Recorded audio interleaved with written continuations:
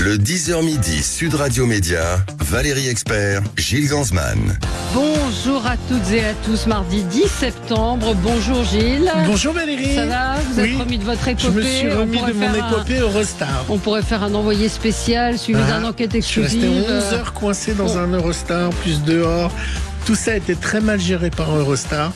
Mais j'étais pas tout seul. On était plus de 650 personnes sur le balustre pendant 2 heures à attendre un autre train. Et vous m'avez beaucoup manqué, mais j'étais remplacé par quelqu'un de grand talent, John, notre réalisateur, qu'on salue ce matin. Exactement. Louis Milano Dupont, bonjour. Vous êtes journaliste à Complément d'enquête et on vous reçoit pour parler de ce complément d'enquête consacré à Donald Trump. Donald Trump, la théorie du chaos. Ce sera diffusé jeudi soir à 22h55. Ce soir, vous l'avez entendu dans l'émission de Patrick Roger qui précédait, c'est le grand débat Kamala Harris face à Donald Trump. Donc on va parler des États-Unis avec vous ce matin. C'est un doc absolument incroyable. Vous avez été à la rencontre. Vous avez décrypté, pas tenté de décrypter, parce que vous décryptez exactement ce qui a abouti à cette journée de la prise du Capitole. Et vous avez réussi à interviewer des témoins capitaux, si j'ose dire, de ceux qui vont témoigner dans ce procès. On va y revenir dans le procès qui est fait à Donald Trump. C'est ce qu'on se disait tous les deux, Valérie. Ce qui est intéressant, c'est que on voit aussi que ça n'a pas marché, mais qu'ils continuent à comploter derrière pour vraiment essayer d'inverser les élections et d'arriver à la présidence. Et elle est là, la clé de votre doc. Et puis à noter, Valérie, que le débat de ce soir, si vous voulez le suivre, vous pourrez regarder sur BFM dès 2h30 du matin, édition spéciale sur BFM, le débat plus le débrief du débat. Et sur France Info TV, dès 3h du matin, France Info TV va retransmettre France 24, qui retransmet lui-même le débat. Il y aura moyen de vous allez le suivre, le débat ou pas? En décalé, oui, probablement, mais ouais, on va le suivre. Alors, il y a des témoins absolument incroyables. Vous avez fait un boulot colossal. Vous avez retrouvé entre autres le chaman de cet assaut du Capitole. On va y revenir dans un instant. Tout de suite, c'est le zapping. Sud Radio Média, l'instant zapping. Alors Valérie, on sait bien que la gauche est hostile à notre nouveau Premier ministre, mais l'attaque la plus perfide est venue hier soir sur LCI. Sur sa droite, Dominique de Villepin, qui n'est pas à une infidélité près, s'est demandé, est-il aussi indépendant pour déjeuner avec Emmanuel Macron, notre Premier ministre? Écoutez. Je pense que le président de la République a des lignes rouges et que politiquement, il ne prend pas acte du résultat des législatives et qui continue à se battre sur son bilan avec le souhait de la continuité. Vous parlez de la réforme des retraites, par exemple. Oui, et de tout le reste. Et c'est ça qui va être intéressant avec Michel Barnier. Vous voyez, Michel Barnier, il a été déjeuner aujourd'hui avec le président de la République. Rien n'y oblige. Il n'a pas de gouvernement. Rien n'oblige aujourd'hui à aller déjeuner avec le président. Pour parler de quoi? Et là, je pense qu'il faut une transparence vis-à-vis des Français. Est-ce que c'est vraiment nécessaire à ce stade? Il a d'autres choses à faire, Michel Barnier, pour le moment. Et donc, il est très important que le réglage entre l'Élysée et Matignon se clarifie. Elle est fielleux, le Dominique de Villepin. C'est le rendez-vous, on en parlait, qui peut changer la face des élections américaines et par voie de conséquence, la face du monde. À ma droite, Donald Trump, à ma gauche, Kamala Harris. Mais désormais, le combat, ils sont au coude à coude dans les sondages. Analyse sur BFM. Kamala Harris est arrivée à l'instant à Philadelphie, à la veille de ce débat. On se pose la question, Pablo, est-ce que l'effet Kamala Harris s'essouffle pas un peu? On a un sondage qui est sorti dans le New York Times. L'écart entre Harris et Trump se resserre, 47% pour Harris, 48% pour Donald Trump, peut-être qu'on peut le voir, voilà, ce sondage. Effectivement, c'est pas gagné d'avance. Non, c'est pas gagné. Alors, ces sondages sont toujours très difficiles à lire parce que le système d'élection, c'est pas au suffrage universel direct. Vous votez pour des grands électeurs et par État. Et ensuite, par État, en gros, c'est celui qui arrive devant, qui récupère tous les grands électeurs de l'État pour la grande majorité. Enfin, il y a que 2 États qui sont pas, qui fonctionnent pas de cette façon-là. Donc, c'est très compliqué de savoir à l'avance, de transformer en fait ces sondages en un résultat aux élections présidentielles. Vous en pensez quoi? Vous qui avez été sur le terrain. Ce sera... moi, quand j'y étais, nous, on a tourné avant l'été, c'était encore Joe Biden le candidat. Donc aujourd'hui, la donne, elle a changé. Et je suis comme vous, un observateur. On voit évidemment la dynamique autour de Kamala Harris. Et évidemment que ce débat, il va être déterminant. Il va avoir un rôle très important dans la campagne américaine. Mais il y a une vraie affection pour Donald Trump des Américains malgré toutes les affaires. En tout cas, des républicains. Après le 6 janvier, tout le monde, et notamment aux États-Unis, une grande partie des Américains pensaient que il serait impossible pour Donald Trump de se représenter et de revenir. Et pourtant, 4 ans plus tard, malgré toutes les affaires judiciaires, et notamment celles dont on parle dans notre documentaire, Donald Trump, il est accusé de conspiration contre les États-Unis d'Amérique. C'est inédit pour un ancien président des États-Unis. Malgré cela, aujourd'hui, c'est le candidat des républicains. Et très curieusement, la France, en tout cas les journalistes français, sont tous à fond derrière Kamala Harris, avec assez peu de nuances, en donnant l'impression que c'est elle qui va l'emporter. Enfin, dans ce que j'entends, moi, il y a un vrai parti pris français pour Kamala Harris, en tout cas. Peut-être, oui. Mais ça avait été le cas, Valérie, au moment d'Hillary Clinton. Hein. Ouais. On était tous les journalistes étaient un peu sûrs que Hillary Clinton serait élue. Hein. Oui, c'est ça. Il y a de ça particulier sur les élections américaines, c'est que c'est pas un suffrage direct. Les Américains votent pour des grands électeurs et c'est pas parce qu'on gagne le vote populaire qu'on devient forcément président des États-Unis. Ouais. Alors votre papa est une sommité dans le monde du vin. J'ai appris ça grâce à mon petit doigt qui s'appelle Valérie Expert et Jacques Dupont, dont je conseille l'excellent numéro du Point en kiosque chaque année depuis X années et qui conseille sur le guide du vin, puisque évidemment en septembre c'est les foires au vin. On en reparlera avec lui puisque on va l'avoir dans l'émission.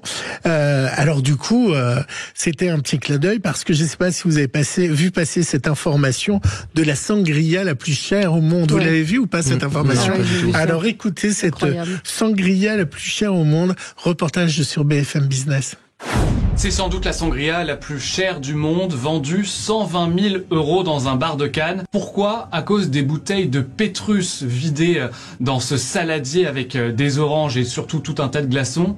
C'est l'un des vins les plus célèbres et les meilleurs au monde. Forcément, ça a un prix entre 3 200 et 3 800 € la bouteille. Une trentaine d'entre elles ont été vidées dans ce saladier. C'est pour ça que le prix est totalement pharaonique. Alors, est-ce qu'au moins ça améliore le goût de la sangria? J'ai posé la question au meilleur sommelier du monde, Philippe Forbrac. Le déguster d'une façon extrêmement festive, pourquoi pas?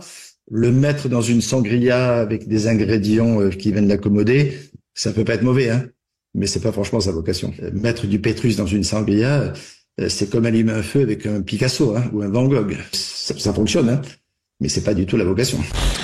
120 000 € au total de Pétrus ont été mis dans une sangria. J'espère que Jacques Dupont ne nous écoute pas parce qu'il risque de faire un malaise. Vous avez déjà goûté du Pétrus? Oui, j'en ai déjà goûté. Alors, il y a vraiment une différence, il y a vraiment une excellence. Je suis pas suffisamment experte. Non, mais vous, est-ce qu'à titre personnel, vous l'avez senti?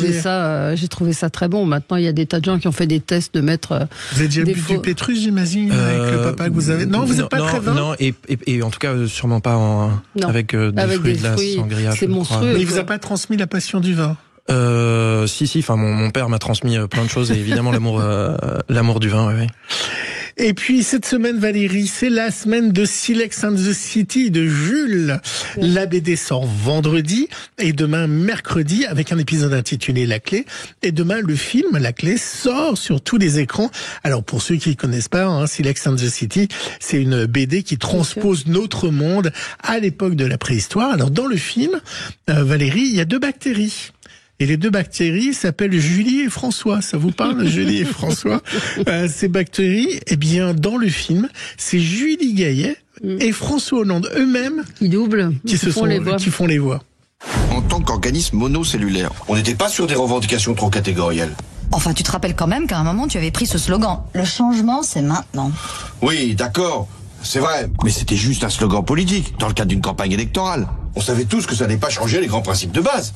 François Hollande, que Jules a facilement convaincu, il nous l'a dit brièvement tout à l'heure.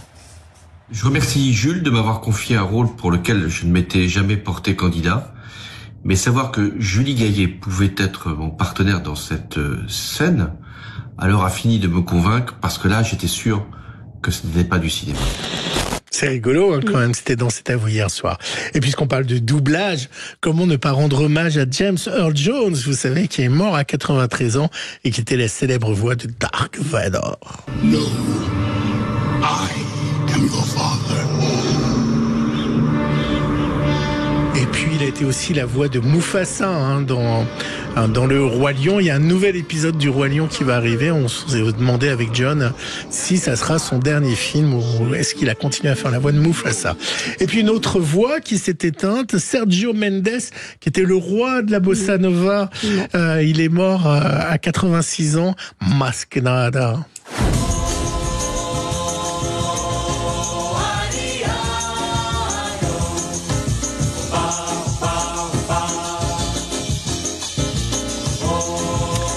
Vous voulez pas qu'on fasse une émission depuis Rio, Valérie? Oui, ça serait très bien.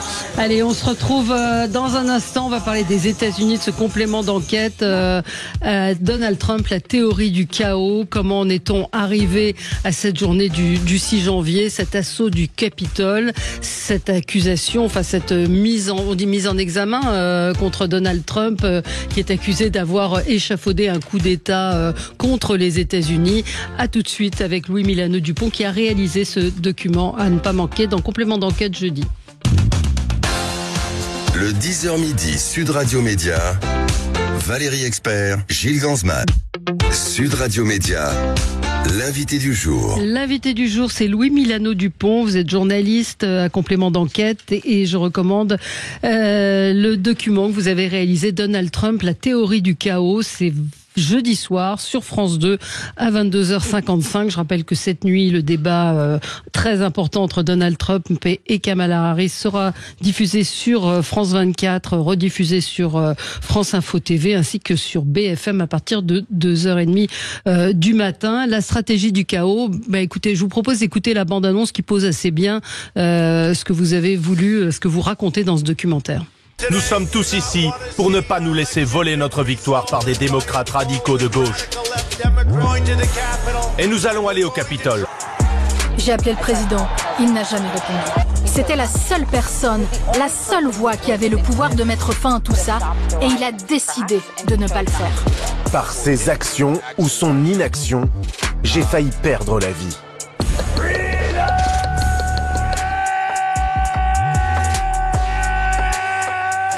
Ton temps est compté, Richard. On va te poursuivre, toi et tous les fils de pute qui ont volé cette élection. Alors le cri qu'on entend, c'est le chaman, le fameux chaman. Le fameux chaman qui a été le symbole de cette révolte. Pourquoi il a accepté l'interview et qu'est-ce qu'il fait maintenant? Il est voyant. Le chaman, c'est un petit clin d'œil, c'est le 6 janvier, on a évidemment quand on pense au 6 janvier, voilà, on pense évidemment à ces déguisements et à ce côté un peu folklorique qu'on pourrait presque penser qu'il est amusant. Et on a retrouvé cet homme parce qu'il était l'emblème de cette journée. Mais nous, ce qu'on a voulu vous raconter, en fait, c'est ce qu'il y a derrière, ce qui est beaucoup plus inquiétant et sérieux, et c'est à quel point c'est raconté l'endoctrinement de personnes qui, ce 6 janvier, sont allées à Washington pour faire en sorte que Donald Trump reste au pouvoir. Oui. Et surtout, on a voulu aussi vous raconter les 2 mois qui ont précédé cette journée. Cette journée, c'était tout sauf une manifestation spontanée qui déborde avec des conséquences très graves, des morts. Mais comment elle est l'aboutissement d'une stratégie dirigée par Donald Trump et qui, pendant de longs mois, a semé un poison terrible qui est le mensonge. Et c'est de ça dont il est accusé aujourd'hui par la justice. Et c'est ce qu'on raconte. Donald Trump est par le maire de New York. Oui, Rudolph Giuliani, qui a joué un rôle très important. Rôle très important dans cette attaque du Capitole. Oui, bien sûr. Giuliani est un proche de Donald Trump. Ça a été c'est un personnage très important aux États-Unis. C'était le maire de New York au moment du 11 septembre. Et il est devenu l'avocat de Donald Trump et le chef d'orchestre de toute une série de procédures judiciaires qui d'ailleurs ont toutes été rejetées. Sauf une, vous dites dans le doc. Oui, sauf une en Pennsylvanie, mais sur 62 procédures judiciaires et elle concerne très peu de voix. Donc Vous avez un nombre de témoins impressionnants qui sont tous républicains. Moi, je vais me faire l'avocat du diable en disant mais pourquoi est-ce qu'on les croirait? Pourquoi est-ce que ce ne sont pas des gens qui ont été virés? Parce que c'est très difficile de vous apporter. Enfin, c'est assez irréfutable ce que vous montrez, ce que racontent vos témoins. Mais il y a un des mensonges qui est particulièrement puissant et qui continue d'alimenter les pro-Trump, c'est cette histoire de bourrage des urnes. Où on voit des images de vidéosurveillance qui ont d'ailleurs été montrées par Trump, où on voit des employés des employés du bureau de vote qui sortent des cartons, qui sortent des caisses avec des bulletins de vote. Et en fait, la version n'est pas celle de bourrage d'urne pendant la nuit, mais elle est un petit peu différente. Mais pourquoi est-ce que la version du directeur Brad Raffensperger serait la bonne et qu'en fait, il n'y aurait pas eu vraiment fraude? Pour plein de raisons.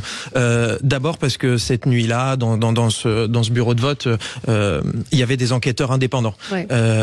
Parce qu'il y avait eu des soucis quelques mois auparavant sur les primaires et donc déjà il y avait des enquêteurs indépendants cette nuit-là pour observer. Ensuite parce qu'il y a eu des enquêtes de la part de l'État, de la part du FBI, de la justice. Ensuite, il y a eu des recomptages, des comptages de voix. Mais expliquez, parce que nous on l'a vu dans le doc, donc pourquoi ces bulletins de vote sont ressortis? Vous l'expliquez dans votre... En gros, c'est l'histoire il est tard dans la nuit, c'est la nuit de l'élection, des employés doivent compter les bulletins de vote, à un moment il est tard, ils pensent qu'ils peuvent arrêter et rentrer chez eux et reprendre le comptage, et donc ils rangent des bulletins de vote sous une table, comme c'est la procédure et comme ils le font à chaque élection, et finalement on les rappelle, on leur demande de reprendre le travail, et donc ils ressortent ces bulletins de vote dessous la table, et ils se remettent à compter. Sauf que sur les réseaux sociaux, et ensuite par monsieur Giuliani qui a donné un retentissement incroyable à ces images, on n'a pris qu'un morceau de la vidéo où on sort des bulletins de vote de dessous la table. Sauf que si on remonte dans cette vidéo quelques minutes plus tôt, on voit qu'en fait ils les ont rangés quelques minutes plus tôt, et donc nous on fait raconter tout ça par le directeur des élections, et ces images, en fait on est basculé dans des sphères complotistes, on a fait dire n'importe quoi à des images sans les prendre dans leur contexte, et tout ça a été encore une fois enquêté, vérifié et contre-vérifié par à plusieurs sauf que échelles. Personne ne le croit chez les supporters de Trump. Mais à part juste avant. Donc on imagine que c'est la vérité. La vérité, c'est que les bulletins ont été rangés et ils ont été ressortis. Ça ne veut pas dire que Trump, lui, on lui fait croire une autre histoire et qu'il pense que c'est la vraie, ou est-ce qu'il sait qu'il ment? Parce que il est là la clé. La clé, c'est de savoir est-ce que ces images qui sont mal interprétées lui sont mal retranscrites à lui-même, et donc dans ce cas-là, ce n'est pas un mensonge de sa part. Et là, bon. Ou alors, c'est un vrai mensonge de sa part et il sait évidemment que il ne s'agit pas de fraude. Alors, déjà, vous comprenez ma question? Bien sûr, je vais répondre point par point. Déjà, on n'imagine pas que c'est la vérité, parce que au vu de toutes les enquêtes, c'est la vérité. Et aujourd'hui, on en est certain. Donald Trump, la vidéo dont vous parlez, elle a lieu le 22 décembre. Ouais. Les élections, elles ont lieu le 4 novembre. Donc, un mois et demi après, il y a déjà eu le temps de multiples vérifications ont été faites. Donc, est-ce que Donald Trump pense, j'ai pas la réponse, mais a priori, et vu le nombre d'exemples et la façon coordonnée où ces accusations ont été portées dans de nombreux États, on est clairement face à une manipulation. Stratégie. Et enfin, aujourd'hui, avant que Donald Trump reprenne cette théorie, c'est Rudolph Giuliani qui l'a porté et qui l'a diffusé partout. Rudolph Giuliani, il vient d'être condamné au tribunal pour diffamation et il doit verser 150 millions de dollars de dommages-intérêts aux travailleurs municipaux qui portent justement ces bulletins de vote. Donc la justice, elle a tranché là-dessus et donc il n'y a plus de doute. Alors, un auditeur nous dit oui, ce document est destiné à nous faire passer Trump pour un dictateur, un salaud, mais il n'y a pas eu de guerre pendant ces 4 ans ça n'a pas de rapport. Là, ce que vous montrez, franchement, je vous conseille de regarder parce que vous avez des témoins, encore une fois, c'est une ancienne directrice de la communication, et puis vous avez aussi cet homme qui est l'un des plus hauts personnages, l'un des plus importants fonctionnaires de l'État, Brad Raffensperger, à qui Donald Trump demande de trouver 11 780 votes, et cet homme est républicain. Il vous transmet d'ailleurs vous reproduisez la conversation qu'il a eue avec Donald Trump, qui le menace, qui fait du chantage. Et la question que je me suis posée, c'est effectivement, lui, il est cité, c'est un des témoins très importants au cœur de cette accusation contre Donald Trump. Lui a eu beaucoup de courage de résister. Ils sont plusieurs, et nous, c'est la ligne aussi qu'on a choisie dans le documentaire. Il y a assez peu de démocrates, c'est essentiellement 90% de nos interlocuteurs sont des républicains. Cet enregistrement aussi, c'est le Washington Post qui l'a révélé très tôt en 2021. Et Brad Raffensperger, c'est quelqu'un qui a fait sa carrière au Parti républicain, comme d'autres, comme on a le président de l'Assemblée nationale de l'Arizona, c'est des gens qui ont passé 20 ans, 30 ans au Parti républicain, et qui ont fait campagne pour Donald Trump, et qui ont intérêt à ce que Donald Trump soit réélu. En revanche, à un moment, et c'est en ça que leur témoignage est exceptionnel, ils sont retrouvés face au président des États-Unis, qui leur demande de passer outre le serment qu'ils ont fait, qui leur demande de franchir la ligne rouge et de devenir hors la loi.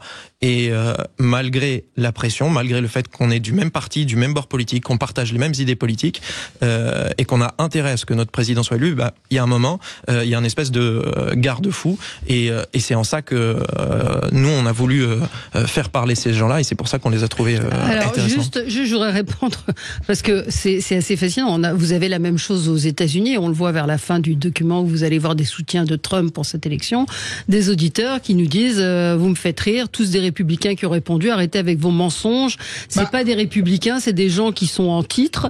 Comme par hasard, ce documentaire sort 3 mois avant les élections. Non, quand on est journaliste en général, on essaye de coller à l'actualité. Il y a une actualité qui est cette élection, donc évidemment voilà. Sincèrement, quand j'écoute ce monsieur, je sens qu'il est anti-Trump, qu'il sort des arguments qui sont toujours les mêmes. Regardez avant de juger. Et je suis assez troublée effectivement que quels que soient les arguments que vous apportiez, puis vous faites votre idée, vous allez regarder ces gens qui témoignent, vous allez regarder les images. Je pense que cet homme que vous avez interrogé, ce haut fonctionnaire républicain, il y en a eu plein aussi, il y en a eu d'autres républicains dans le doc.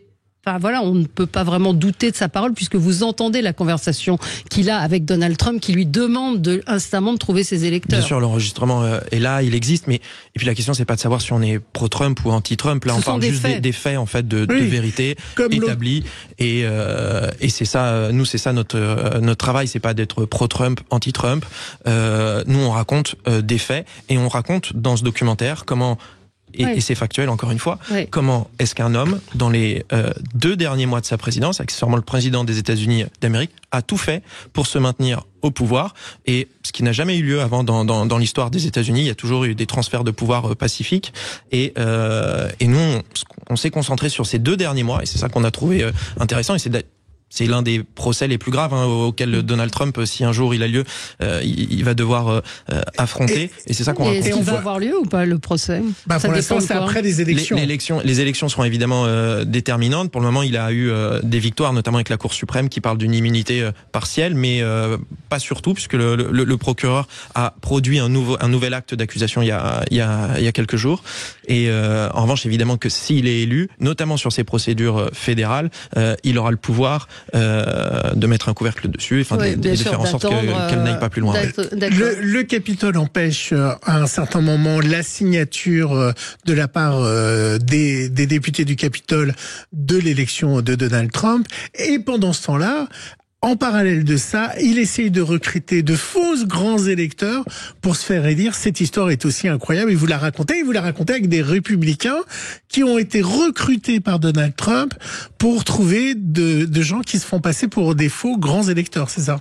Ouais, c'est ça, c'est l'histoire des faux grands électeurs, c'est assez complexe, on touche vraiment au cœur du système électoral et institutionnel américain, mais comme je le disais tout à l'heure, les Américains, le président des États-Unis n'est pas élu au suffrage direct mais indirect. Les Américains, ils votent pour des grands électeurs qui ensuite eux-mêmes vont désigner en cohérence avec le vote des citoyens le président des États-Unis. En 2020, Joe Biden a gagné l'élection présidentielle. Un mois plus tard, 3 semaines plus tard, les grands électeurs doivent se réunir pour désigner le président. Donc les grands électeurs de Joe Biden, Donald Trump va faire en sorte que ces grands électeurs, ces listes à lui de grands électeurs, se réunissent quand même le le désigne quand même comme président, ce qui est totalement inédit. Comment vous expliquez que ce que moi j'appelle du complotisme continue? Je vois aussi chez certains de nos auditeurs qui me disent c'est faux, tout ça est faux, tout Pourquoi ce que vous dites est faux. Pourquoi ils ne veulent pas entendre ces arguments-là? Pourquoi d'après ces arguments-là, je sens qu'il est anti-Trump sur la radio Trump. On n'est pas la radio Trump, je vous précise, ni pro ni. Là, vous avez des faits. Je veux dire, il faut expliquer aux gens que vous êtes partis. Comment déjà quand vous partez faire ce reportage, vous préparez très en amont? Est-ce qu'il y a un auditeur qui demande est-ce qu'il y a des accréditations nécessaires? Comment on travaille aux États-Unis? Aux États-Unis, il y a plusieurs questions dans votre question. En tout cas, sur le complotisme, les débats et les réactions des auditeurs que vous pouvez avoir, c'est peut-être un tout petit échantillon de ce qui se passe aux États-Unis. Aux États-Unis et le 6 janvier, nous on en parle assez peu, mais c'est un élément très important dans l'histoire des États-Unis. Il y a une grande commission d'enquête. Aujourd'hui, c'est présent dans le débat. On en entendra probablement parler ce soir dans le débat entre Kamala Harris et Donald Trump. Et aujourd'hui, la société américaine, elle est profondément clivée, profondément fracturée, et notamment sur ces questions-là, sur ces questions des faits. Pourquoi est-ce qu'il y a de plus en plus de complotistes? C'est une question de société bien plus large. Mais ce que vous expliquez dans votre doc et ce dont on a nous un peu parlé, c'est qu'ils vivent dans une bulle. C'est-à-dire que ils s'alimentent eux-mêmes sans essayer d'écouter ce qu'on leur dit à l'extérieur. C'est ça la clé de ce qui se passe? Je crois que les spécialistes du complotisme, c'est ce qu'ils racontent. Le problème, c'est évidemment des gens qui s'informent avec des médias et des sources d'informations qui les confortent dans non plus des informations, mais des croyances. Mais pourquoi vous n'êtes pas cru? Pourquoi les journalistes je ne sais pas par qui d'enquête n'est pas cru? Je ne sais pas par qui nous ne sommes pas crus. Nous, en tout cas, ce qu'on fait, c'est d'essayer d'être le plus objectif et de se baser sur des faits. Bien sûr, vous êtes allé pas sur des croyances. Et ensuite, les gens font leur opinion. Vous interrogez les avocats de Donald Trump. Il y a deux avocats qui sont interrogés. Vous faites un boulot de journaliste. Donc, il y a l'avocat de Trump pour nos auditeurs. Il y a l'avocat de Donald Trump qui dit quand même, si vous regardez le documentaire, donc jeudi soir sur Complément d'enquête, qui dit quelque chose quand même d'assez exceptionnel. C'est si un président ou un homme politique ment à ses citoyens, il n'a pas à être tenu responsable de ses mensonges si au moment où il prononce ces mensonges, il pense que ce ne sont pas des mensonges. Mais le débat qu'on avait tout à l'heure, le président des États-Unis, un grand homme politique, à un moment, a les moyens d'être informé correctement. Vous pensez que c'est un voyou? Je pense pas. Ça, c'est pas moi qui le dit, c'est la justice qui le décidera. Mais vous? Alors, moi, j'ai pas d'opinion sur Donald Trump. Ce que je sais, et je me base sur les faits et sur la justice. A priori, il y a quand même tout un faisceau d'indices qui montrent, et d'ailleurs c'est même plus qu'un faisceau d'indices puisqu'on le démontre dans notre documentaire. Donald Trump, il a menti aux citoyens américains et il a joué un jeu extrêmement dangereux pour la santé de la démocratie américaine. Regardez ce document. Faites-vous votre idée avant de juger sans avoir vu un reportage anti-Trump. Non, il y a des gens qui sont interrogés. Vous jugerez par vous-même des vidéos, vous jugerez par vous-même des témoignages et vous entendrez cette conversation très forte, très puissante que Donald Trump a eue avec des gens qui ont eu affaire directement à lui. Absolument. Merci beaucoup Louis Milano Dupont. Formidable reportage dans Complément d'enquête, la théorie du capot. Formidable. Oui, formidable. Non, mais c'est formidable je parce vous taquine, Valérie, vous connaissez.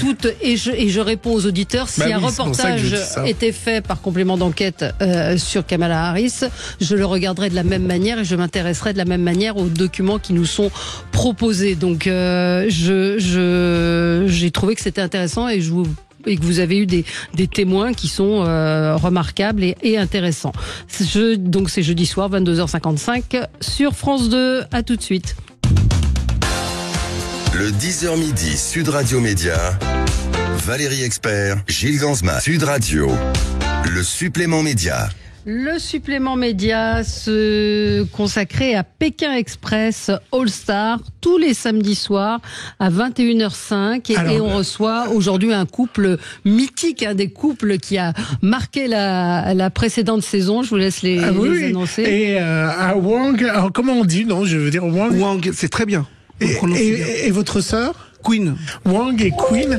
Et Wang et Queen, alors donc c'est un pari pour Pékin Express, samedi soir en prime time face à The Voice. D'habitude c'était le mardi ou le jeudi soir. Et vous avez été connu pour ça.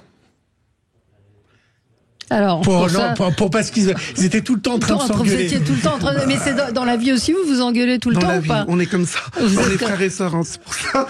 Comme chien et chat. Vous avez combien de différences? Alors, on a 2 ans de différence avec ma sœur. Et racontez-nous un petit peu ce qui a fait que vous aviez décidé de participer à Pékin Express pour que nos auditeurs s'en souviennent. Nous, on est arrivés très jeunes en France. Dans les années 90, on a chacun suivi notre parcours. Vous venez d'où? Notre vie, du Vietnam. Voilà.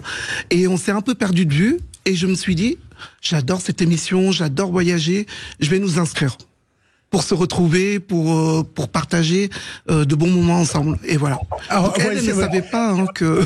Alors voici un extrait du bon moment. Parce que tu crois que ça m'énerve pas là de te voir comme une folle. Tu vas te voir, tu vas... Regarde, rien que tu fais ça, je comprends pas pourquoi. Là, si j'ai un couteau, je te plante. Mais pourquoi? Tu sais très bien que je fais ça déjà pour pas t'entendre, pour pas crier. Pourquoi tu continues? Eh ben, c'est pour ça, je comprends pas. Pourquoi tu restes pas et tu deviens pas calme? C'est évidemment l'extrait qui vous a rendu célèbre et votre sœur. Alors, on a perdu la liaison avec votre sœur. Non, on l'a toujours. Ah, on l'a toujours. Pourquoi vous voulez le planter? Alors, il faut savoir que ce jour-là, c'était un très grand trek que nous avons fait. Nous avons monté plus de 4500 mètres sur le Chimborazo, le volcan en Équateur. On est très fatigués. On voulait juste finir la journée et on devait redescendre. On est monté. On pensait que c'était fini, mais non. L'aventure continue. On redescend avec l'âne. Il fallait accrocher en plus un bloc de glace sur l'âne et il n'y arrivait pas. Ah, voilà. Donc et je lui ai dit, laisse-moi. C'était il y a 15 ans, hein, votre participation à Pékin Express. Et donc, dans cette saison, dans cette nouvelle saison, donc à partir de samedi prochain, donc samedi soir, c'est nouvelle programmation pour M6. On va retrouver, en fait, des duos qui ont marqué, qu'ils aient été finalistes ou non. Quand on vous a proposé de repartir, vous avez tout de suite accepté. Queen, peut-être, vous vous êtes concerté? Comment ça s'est passé? Alors moi j'ai accepté tout de suite. J'ai dit oui, mais il faut convaincre ma sœur. Parce que elle, par contre, c'est pas dans sa nature de faire cette aventure. Elle fait pour moi. Donc j'ai dit, il fallait la convaincre. Hein. Et ça a été dur? Non, finalement. Alors comment vous avez réagi, Queen, justement, quand il vous l'a proposé? J'étais surprise. Bon. J'étais d'abord surprise et puis je me suis dit allez, on se lance. Je sais que c'est difficile, mais c'était une bonne occasion pour nous de se retrouver et de revivre l'aventure Pékin Express qui est vraiment formidable. Et alors 15 ans après, vous partez en Inde, au pays des Maharajas. Ça a été dur, ça a été comment cette... Très dur. C'est vrai, ça a été très dur. 15 ans après, c'est beaucoup plus... compétitif, on va dire. C'est un All-Star, donc tous les candidats connaissent l'émission. Nous, on pensait que on connaît très bien le stop, on a déjà l'expérience, mais en fait tout le monde. Donc voilà. Et aussi de se replonger dans l'aventure, de refaire du stop, c'est pas facile. Qu'est-ce qui vous a marqué chez les Indiens? Qu'est-ce qui vous a marqué en Inde? Alors 2 choses peut-être, c'est l'accueil. Alors, ils nous ouvrent la porte, ils donnent tout, ils sont très accueillants, très gentils, voilà. Et le contraste aussi, qui est marquant, c'est que quand on arrive, c'est l'attroupement, on cherche un logement, donc là vous avez tout le village qui vient en même temps, voilà, c'est assez contrasté. Et la nourriture, j'imagine aussi. Ah oui, alors moi j'adore manger, en plus c'est épicé, c'est parfait, j'étais au paradis. Queen, vous aussi, ça vous a... Comment vous avez ressenti cette saison? Oui, alors on vous entend. Beaucoup de diversité. En Inde, on est tout de suite... Là, vous m'entendez? Oui, on vous entend. Très bien, allez-y. Oui, désolé pour la connexion. L'Inde, c'est une diversité culturelle. Je pense que tout le monde apprécie. Dès qu'on arrive sur le territoire, on sent bien qu'on est dans la diversité. Il y a des couleurs partout, les klaxons, enfin voilà. Et la nourriture, bien sûr. Mais surtout, je me suis dit que la première aventure, j'ai connu des gens vraiment formidables en Amérique du Sud. Est-ce que je vais retrouver la même chose chez les Indiens? Et ils sont encore plus sympathiques et plus accueillant. Ils adorent les gens qui viennent les voir. Alors on va retrouver Fabrice et Briac, donc ça c'était la saison 12, le père est devenu père et fils spirituel. Voilà. On a Rosemary et Cynthia, les amies parisiennes, ça c'est la saison 14, Claire et Christophe, le père chic et la fille choc, c'était la saison 14 également, Jean-Claude et Axel, le grand-père et son petit-fils, Nathalie et Angie et Clément et Emeline, alors eux c'était les animateurs du camping et Nathalie et Angie c'était un binôme d'inconnus. Avec lesquels vous êtes le moins entendu? Le plus déjà. Oui, soyons positifs. Avec les filles. Exactement. Et ceux qui étaient les plus tordus? Non, je pense que tout le monde était sympathique. C'était assez bon joueur, on va dire. Voilà. Pour finir, à la fin de la première saison, est-ce que vous avez eu des propositions de publicité, des choses? Qu'est-ce qui a changé dans votre vie? Alors nous, on n'est pas du tout. On l'a vécu vraiment pour l'aventure et pour se retrouver, ma sœur et moi. Ce qui a changé, c'est qu'on voyage beaucoup plus ensemble. Ah oui. On partage plus de bons moments, voilà. Ça vous a rapprochés tous les deux, en fait. Ouais, ça nous a vraiment rapprochés. Et puis c'est une occasion unique dans la vie, en fait, cette aventure. Mais on vous a pas proposé de pub ou des choses comme ça? J'ai même pas regardé. C'est vrai? Et vous faites quoi tous les deux dans la vie? Qu'est-ce que vous faites dans la vie? Alors moi, je suis directeur de projet dans la banque d'investissement. Ah, d'accord. Ah, donc vous y connaissez bien en finance? Oui, totalement. Et votre sœur qui est en direct de son travail, c'est pour ça qu'elle pouvait pas être dans le studio, vous faites quoi? Oui. Je suis chef de projet digitalisation dans l'aéronautique. Et alors, oui, carrément. Et alors, vos collègues, ils réagissent comment? Ils ont réagi comment quand vous leur avez dit, ou vos patrons même, que vous parce que c'est du temps aussi de. Oui, c'est vrai. Bah, tout le monde, de mon côté, tout le monde était étonné parce que c'est une autre image de moi. Ils n'ont pas l'habitude. Dans la banque, on est assez sérieux, hein, voilà. Ouais. Et puis, tout le monde aime cette émission d'aventure, donc c'est très positif. Ben oui, moi j'ai envoyé un mot à ma fille en disant tu les connais, elle me dit ça recommence quand? Donc je pense que tous les fans de Pékin Express seront au rendez-vous samedi soir. Et votre sœur, vous avez jamais dit à votre patron si tu continues, je vais te planter? Oui, non. C'est eux qui lui disent. Vous lui dites tous les jours, bah bravo. Il faudra faire un duo avec votre patron alors, on va lui proposer. Et alors juste pour finir, dans le Pékin Express, le 5e que vous avez fait, vous chantez Billie Jean ensemble aux gens dans la voiture. Ça donne quoi Billie Jean tous les deux? On peut vous écouter? Billie Jean, she's not my lover. Queen ne chante pas. Voilà, on reprend. C'était un moment fort, ça aussi, dans l'épisode 5. Voilà, allez, on retrouve évidemment Pékin Express samedi soir, toujours présenté par Stéphane Rothenberg. Absolument. Donc samedi soir, 21h05 sur M6. Oui, Pékin Express. Absolument. Bonne programmation. Allez, on se retrouve nous dans un instant pour les débats. Merci à vous d'avoir été avec nous ce matin. Merci à vous.